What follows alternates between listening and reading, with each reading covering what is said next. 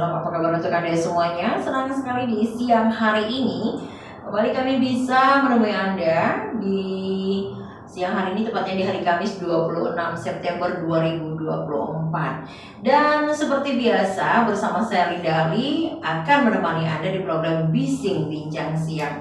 Dan di program Bising ini seperti minggu-minggu yang lalu kita akan kedatangan tamu narasumber langsung dari DPPKB Kabupaten Musirawas.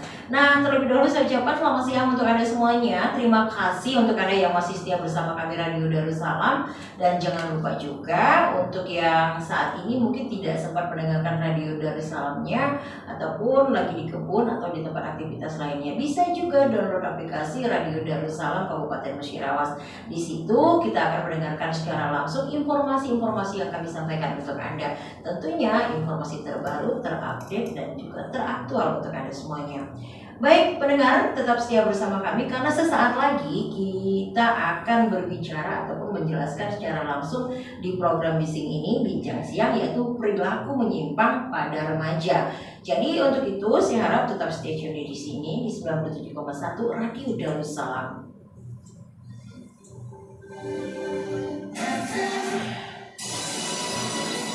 97,1 FM, inilah Radio Darussalam. 97,1 Radio Darussalam, kita lanjutkan kembali untuk Anda semuanya dan masih di program Bising Bincang Siang kita. Nah, seperti yang tadi saya katakan bahwa di program ini kita akan membahas mengupas habis tentang perilaku menyimpang pada remaja.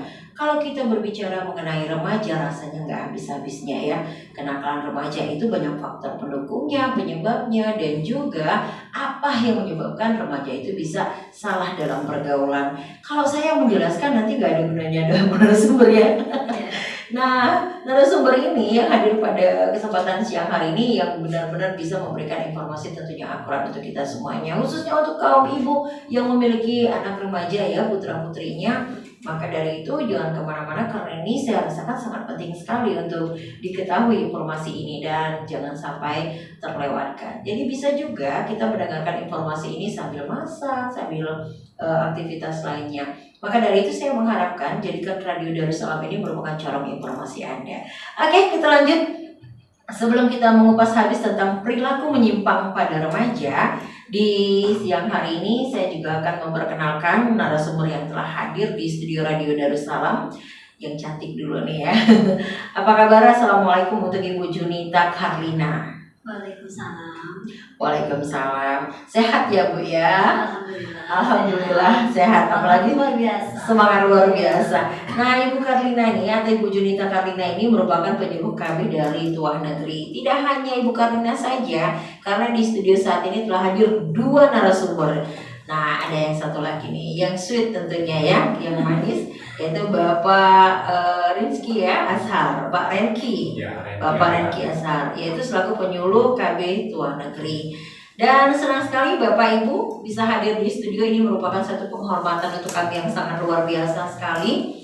Dan mudah-mudahan nanti apa yang kita sampaikan di siang hari ini sangat-sangat bermanfaat untuk seluruh masyarakat Kabupaten Musirawas maupun yang ada di luar sana. Kita berbicara mengenai perilaku menyimpang pada remaja. Kenapa saya ingin tahu? Kok topiknya perilaku menyimpang pada remaja? Sementara di sini saya lihat basicnya penyuluh KB Tuah Negeri. Apa hubungannya? Kita berbicara mengenai remaja dulu mungkin ya. Oke, dari siapa dulu nih? Boleh? Kalau nggak boleh saya nih. Ya boleh-boleh, apa tuh? Oke. Ini kenapa kami sebagai penyuluh KB itu membahas tentang remaja? Karena dalam program BKB itu ada 2 program yang bahas tentang remaja. Yang pertama itu yang Bina Keluarga Remaja atau BKR, yang kedua itu ada Fik Remaja. Fik Remaja. Iya. Kenapa tuh? Fik Remaja dengan yang pertama tadi apa? BKR, Bina Keluarga Remaja. Kalau Bina Keluarga Remaja itu di sana kami membina orang tua yang mempunyai remaja. Orang tua yang mempunyai remaja, iya. Artinya dalam satu keluarga yang memiliki anak yang sudah remaja ya. Iya. Oke, kemudian untuk Fik Remaja kami yang membina remajanya. Remajanya. Iya, jadi 2 kelompok itu kami bina bersangkut paut, bina orang tuanya dan juga langsung bina remajanya. Yang ketiga binasa. Iya. Oh, jangan. Jangan. Iya. Bahaya. Iya, kita nggak bisa keluar dari studio deh nanti nih. Iya. Oke, lanjut dong. Tadi kita sudah panjang lebar bahas tentang bina keluarga remaja sama Orang tua. orang tua. Sekarang kita bahas tentang pengertian dulu apa sih remaja itu, Oke. yang seperti apa sih remaja itu. Ya. Kalau menurut dari BKKBN, remaja itu anak yang usianya 10 sampai 24 tahun yang belum menikah. Jadi kalau kira-kira anaknya sudah 15 tahun sudah menikah, berarti dia nggak termasuk lagi remaja. Kalau sampai 24 tahun tapi belum menikah, Iya. masih kategori remaja. Iya. Berarti saya termasuk nih. Oh, iya. Masa? Yang penting juga Pak. Jadi kan yang masak. Iya. Iya, betul. Oke, Kemudian di usia 10 sampai 24 tahun itu, di sana masa-masa remaja itu rentan. Oke, masa-masa remaja itu rentan di usia 10 sampai 10 24. sampai 24 tahun tadi rentan. Iya. Rentannya kenapa? Rentannya yang pertama itu tadi kita menyangkut pembahasan tentang perilaku menyimpang pada remaja. Perilaku yang seperti apa? Perilaku yang menyimpang itu banyak. Mungkin kita sebagai orang tua di sini sedikit harus memahami apa saja sih perilaku menyimpang pada remaja itu. Iya. Yang pengertian perilaku menyimpang itu yaitu bentuk aktivitas atau tindakan yang menyimpang dari norma-norma atau aturan-aturan yang ada. Nah, sebagai contoh seandainya kita punya anak remaja, jadi dia masa sekolah norma-norma atau aturan-aturan yang ada. Nah, sebagai contoh seandainya kita punya anak remaja, jadi dia masa sekolah itu terjadi nikah dini, Iya, putus sekolah ya. putus sekolah. Terkadang mereka sering Pernikahan ini. iya nikah dini, ikut-ikutan temannya bisa tawuran. Saya pikir ikut-ikutan nikah dini. Karena malah bahas nikah dini. Iya. Iya, bahas nikah dini gini. Iya. Kemudian temannya ikut-ikutan, nah ikutan nikah dini nih. Masal dong Bu. Iya. Terus Ya, karena sekarang ini banyak kami temui di lapangan, Iya. sama di kecamatan kami juga. Tuh negeri ya. Iya, banyak rata-rata yang menikah itu umur kurang dari 20 tahun. Kurang dari 20 tahun. Di bawah 17. Di bawah 17. Faktor apa tuh penyebabnya? Nah, ini yang pertama sekali itu MBA. MBA itu apa? Iya, married by accident. Bukan Jadi- karena enak nih. Kalau Karena kita bicarakan ya, Iya. gak apa-apa kan? Iya. No sensor ya. Oke, lanjut. karena apa ya? Kalau di kami usia seperti itu kan rentan. Jadi Iya. remaja-remaja itu usia demikian itu semua serba aku. Serba aku Iya, ya. aku ganteng, aku cantik. Sumber-sumber lah. Iya, Gitu, pengen oke. pengetahuannya lebih, pengen pengetahuan lebih gitu. Iya. Jadi padahal mereka tidak berpikir apa sih dampak dari perilaku mereka tidak berpikir. Tapi sebenarnya maaf kalau saya potong, kalau kita berbicara mengenai aku itu tidak hanya di tingkat remaja saja ya, dewasa pun demikian karena itu lebih dominannya dari ego ya. Iya. tentunya. Nah kemudian untuk ini masalah tadi pernikahan itu ya, kemudian sekarang itu lebih ke handphone. Anak-anak sekarang itu kalau kami temuin mereka itu lebih sering main handphonenya sembunyi-sembunyi. saya lagi terfokus ke bapak. Iya. Bapak lagi belajar ya. Kemudian ya biar nggak tegang ya. Iya. Soalnya saya lihat bapak udah pakai topi, udah kumisan, jenggotannya agak gimana gitu ya. Sempat dipotong. Oh, belum sempat dipotong. Jangan Pak, mutilasi Hilang nanti. gantengnya. Hilang gantengnya. Kemudian Iya, jadi kemarin itu adalah beberapa kasus perilaku menyimpang itu. Ternyata anak-anak itu kurangnya pengawasan dari orang tua. oh begitu. Ya, dalam pengawasan, pengawasan. faktor pergaulannya juga Iya. ya, kontrol dari orang tua ketika mereka menggunakan handphone ya. Karena sekarang ini sebenarnya maaf dikata anak yang baru lahir aja udah dikasih handphone nih. Malah kadang ibunya bangga anak-anak bisa main handphone, apalagi Iya. handphone yang mahal gitu kan. Kemudian sebenarnya tidak handphone saja kalau saya lihat dari perkembangan sekarang, anak yang belum usianya juga sudah diberikan motor. Iya. Artinya kan dengan motor itu tingkat egois, tingkat rasa akunya semakin Iya, tinggi kan.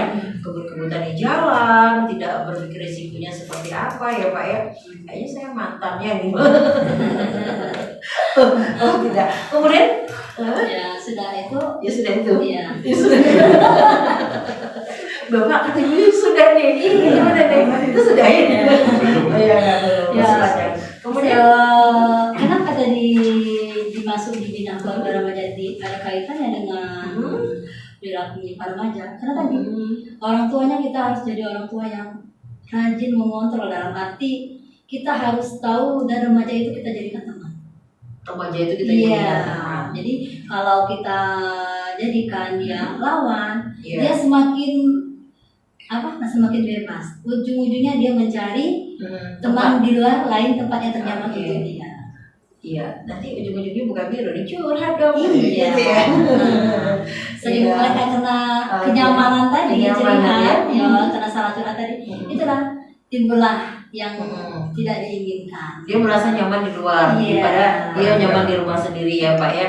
Nah kalau saya ingin tahu secara agak menyimpang sedikit nih, Ibu memiliki putra putri, Iya, Bapak juga, usia berapa? baru 8 tahun. 8 tahun. Sama. Ya. Sama. Iya. Janjian kemarin. Iya. Atau jangan-jangan Ibu sama Bapak sepasang ya suami saya. Karena ada Biasanya laki-laki semua. Iya. Bapak? Kalau saya laki-laki sama perempuan. Iya sudahlah calon besan ya. Oh, jadi saya ingin tahu juga dari menurut Bapak seperti apa kemudian dari tingkat kenakalan remaja yang sekarang, perilaku yang menyimpang dari remaja ini. Sangat berbahaya maksud saya. Jangan pasang muka sedih Pak. Emang kayak gini sih. Gitu ya. Tapi tetap manis tentunya ya. Sangat-sangat berbahaya. Nah, Iya. Mbak Ibu sudah menjelaskan kita anak-anak remaja itu dijadikan teman gitu sehingga dia merasa nyaman dan tidak mencari tempat kenyamanan di luar sana yang otomatis susah untuk dikontrol ya kan. Nah, terus melihat pandangan Bapak sendiri dengan perilaku menyimpang remaja ini seperti apa? Menurut saya sih ini faktor di lingkungan rumah ya. Lingkungan rumah. Jadi lebih spesifik lagi Ya. nih ya. Kalau Ibu tadi di luar ya. Ya. Kalau Ini Bapak di kalau rumah. di sekitar rumah kita, rumah saya, Ya, nggak apa-apa rumah saya juga nggak apa-apa Ya. jadi contoh Pak. bukan rumah saya aja ya. Rumah teman saya juga itu Iya iya. Faktor Masukin lingkungan. bapaknya. Oh, iya. faktor lingkungan kayak umur di bawah 10 tahun itu udah Manajer. iya masalah narkoba itu kadang mereka udah makai 10 tahun sudah pakai. udah Di mana? Luar negeri. nggak Bapak nggak bisa pulang, asli. nggak perlu disebut kan. Sebenarnya bukan ya, bukan di luar negeri. Tapi hal-hal seperti ini sekarang ini memang Terdapat sudah sering pengalaman. ditemui, Ya. maksudnya. Nanti kalau saya bilang begitu, Bapak nggak bisa pulang lagi ya. Sebenarnya bukan di situ, karena sering ditemui. Faktornya salah faktor. satunya ya. Banyak. Oke, nggak apa-apa. Dari Bapak tenang saja 10 bisa tahun pulang. sampai ke 17 tahun itu anak SMA sudah tamat kuliah juga itu di lingkungan di mana Iya. saya kunjungin itu Oh, udah begini. sangat banyak sekali, apalagi Oke. anak-anak itu Hmm. usia remaja yang di bawah 17 tahun main HP itu terlalu gimana ya, udah pengaruh di game Game-game slot, online gitu, slot gitu ya. itu sangat berbahaya. Iya. Kadang kita nasihatin atau gimana itu nggak terima. Tapi kalau kita berbicara mengenai judi slot itu lebih banyak juga orang tua ya Pak ya. Iya. Orang tua. Jadi harusnya jangan kita kenakalan remaja juga ya, kenakalan orang tua ini. Ngasih contoh Pengaruh- sebenarnya iya, ya. pengaruh orang Ngasih tua contoh juga. kepada anak-anaknya. Iya, pengaruh orang tua itu dia main, Hmm. anaknya main. Hmm. Jadi kadang kita ngelarang nih, Join dong. iya, ngapain kamu main slot gitu kan? Bagi chip gitu ya. Gak bakalan menang gitu Saya kan? juga nggak ngerti itu, hanya denger-denger gitu. Gak bakalan menang, Nggak bakalan menang. karena udah diatur semua. Gitu. Berarti itu merupakan salah satu contoh penyimpangan dari remaja tadi ya Pak Iya. ya. Narkoba yang bisa kita simpulkan, kemudian slot ya kan, kemudian salahnya pergaulan baik itu di luar maupun di dalam rumah yang kurangnya perhatian ataupun dia tidak menemukan titik kenyamanan gitu Iya. di dalam lingkungan itu sendiri. Nah, apa saja jadi perilaku yang menyimpang tadi sudah dijelaskan dalam BKKBN ya. Iya. BKKBN itu menurutnya ada 3 ya Pak ya. Ada 3 penyimpangan remaja yang sering disebut dengan Terus Triad KRR. KRR. KRR. Apa saja itu?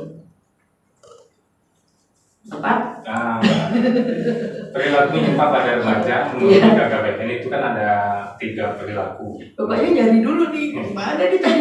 Betulnya di halaman depan. Pertama itu ada triad KRR, bisa disebut dengan remaja yaitu seksualitas, Remaja seksualitas ya? dan nafza.